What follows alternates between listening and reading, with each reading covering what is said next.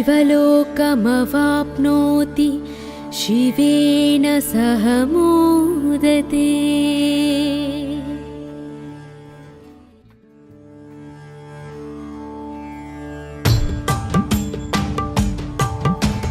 ब्रह्ममुरारिसुरार्चितलिङ्गं निर्मलभासितशोभितलिङ्गं जन्मजदुःखविनाशकलिङ्गं तत्प्रणमामि सदा शिवलिङ्गम्। देवमुनिप्रवरार्चितलिङ्गं कामदहनकरुणाकरलिङ्गं रावणदर्पविनाशनलिङ्गं तत्प्रणमामि सदा शिवलिङ्गम्। सर्वसुगन्धसुलेपितलिङ्गं बुद्धिविवर्धनकारणलिङ्गं सिद्धसुरासुरवन्दितलिङ्गं तत्प्रणमामि सदा शिवलिङ्गम्। कनकमहामणिभूषितलिङ्गं मणिपतिवेष्टितशोभितलिङ्गं दक्षसूयज्ञविनाशनलिङ्गं तत्प्रणमामि सदा शिवलिङ्गम्। कुङ्कुमचन्दनलेपितलिङ्गं पङ्कजहारसुशोभितलिङ्गं सञ्चितपापविनाशनलिङ्गं तत्प्रणमामि सदा शिवलिङ्गम्। देवगणार्चितसेवितलिङ्गं भावैर्भक्तिभिरेव च लिङ्गं दिनकरकोटिप्रभाकरलिङ्गं तत्प्रणमामि सदा शिवलिङ्गम्। अष्टदलोपरिवेष्टितलिङ्गं सर्वसमुद्भवकारणलिङ्गं अष्टदरिद्रविनाशनलिङ्गं तत्प्रणमामि सदा शिवलिङ्गम्। सुरगुरुसुरवरपूजितलिङ्गं सुरवनपुष्पसदार्चितलिङ्गं परात्परं परमात्मकलिङ्गं तत्प्रणमामि सदा शिवलिङ्गम्। लिङ्गाष्टकमिदं पुण्यं यः पठेत् शिवसन्निधौ शिवलोकमवाप्नोति शिवेन सह मोदते।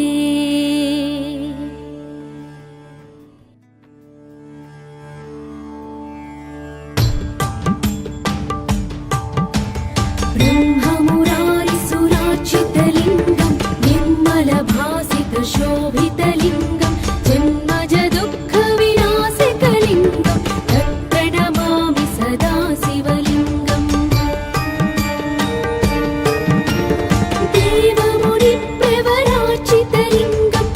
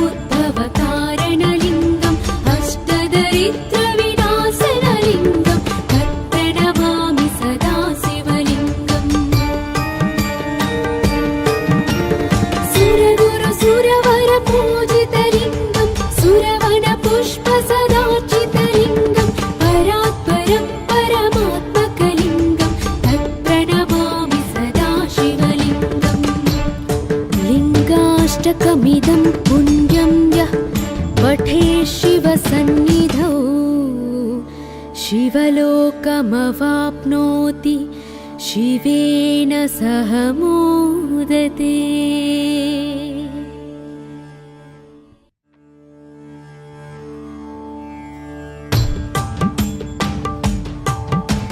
ब्रह्ममुरारिसुरार्चितलिङ्गं निर्मलभासितशोभितलिङ्गं जन्मजदुःखविनाशकलिङ्गं तत्प्रणमामि सदा शिवलिङ्गम्।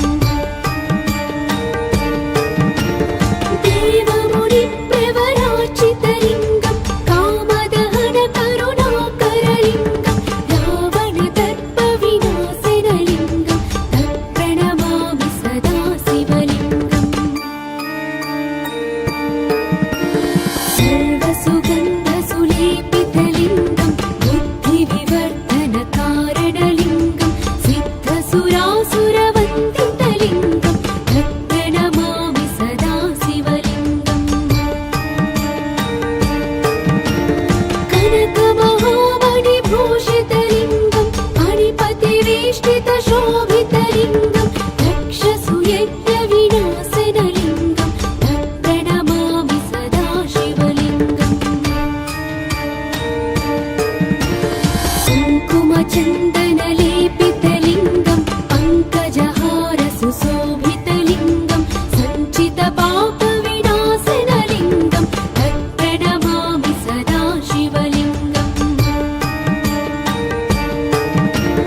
देवगणार्चितसेवितलिङ्गं भावैर्भक्तिभिरेव च लिङ्गं दिनकरकोटिप्रभाकरलिङ्गं तत्प्रणमामि सदा शिवलिङ्गम्। अष्टदलोपरिवेष्टितलिङ्गं सर्वसमुद्भवकारणलिङ्गं अष्टदरिद्रविनाशनलिङ्गं तत्प्रणमामि सदा शिवलिङ्गम्। सुरगुरुसुरवरपूजितलिङ्गं सुरवनपुष्पसदार्चितलिङ्गं परात्परं परमात्मकलिङ्गं तत्प्रणमामि सदा शिवलिङ्गम्। लिङ्गाष्टकमिदं पुण्यं यः पठे शिवसन्निधौ शिवलोकमवाप्नोति शिवेन सह मोदते।